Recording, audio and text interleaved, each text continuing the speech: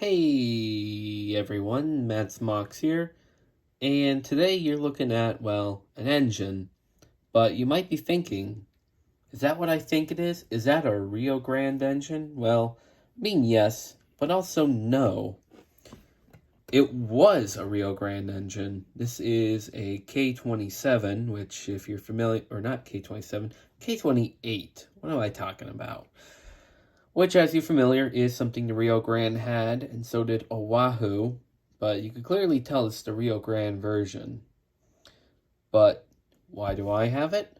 Well, story behind this engine was back in World War II, or, the best war.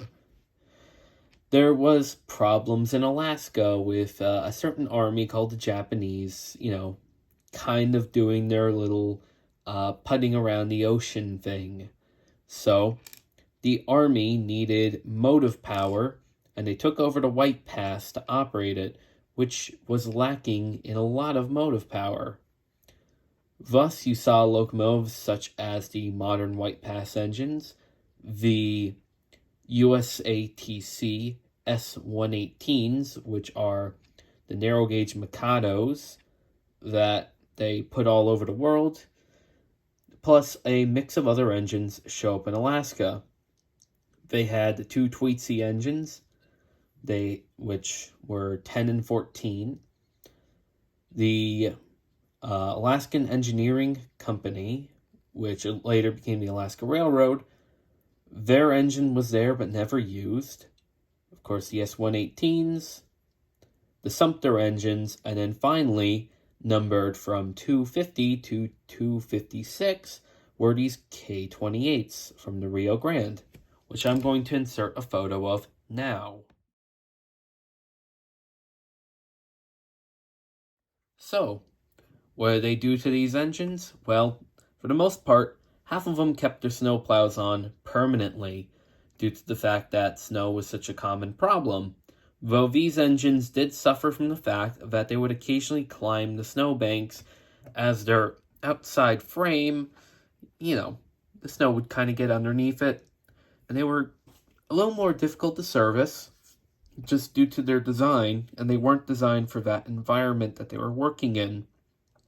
Obviously, they were renumbered 250 through 256. I modeled number 252, which was used in snow banking purposes, and I did not make the modification yet.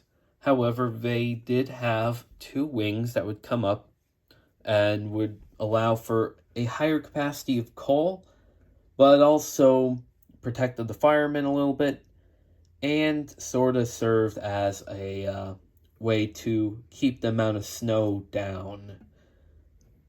And then, of course, they were lettered USA because, America.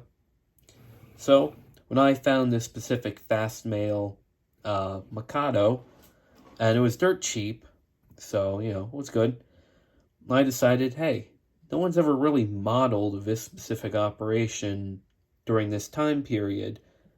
And this engine would be pretty easy to do so because, let's be honest, a White Pass Mikado, try getting one for under $500. Just try and do that. So this K27 came in handy. Of course, like the WWII engines and the Alaskan Engineering Corps engine, those didn't really stay too long. Pretty much by the end of the war, these engines were just unwanted. And even the railroads they came from, I believe 10 and 14 did eventually end up back at the WWII. Alaskan Engineering kind of sat around until it was sold to some guy who founded a company called the Antelope and Western. Now it's at the Huckleberry. But as for these K28s, well, they met their fates in the breaker's yard. But the whistle off 252 and her bell would end up on White Pass and Yukon number 190, which, as you may or may not know, is at the WWII Railroad today. And on occasion, 252's old whistle gets blown for occasions. So you could still hear this K28 operating despite being gone for so long. And of course, I have some other photos of the operation. Decals on the end didn't come out the way I wanted them to. But the letters on the engine itself, they turned out pretty alright. Not perfect, because this engine's hard to stick on. Pacific Fast Mail had a very unique claw system for power pickup from the tender. Doesn't work all the time. As well, it has, well, let's move that out of the way, a CAN motor, which means this could be made DCC relatively easy.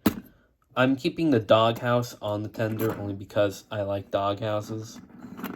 Or, if you're a Penzi guy, it's a monkey box. And only the Penzi guys would know that. But, yeah, this is a pretty nice engine. I just wanted to show it off. It does run. It's hard to get back onto the tracks. Runs pretty good. And I don't really have a video of it running. And, hey, you learned something today. There'll be some more photos of the engines at the end. But that's just a short video on, essentially, you can have an engine from the Rio Grande, but it doesn't have to be Rio Grande.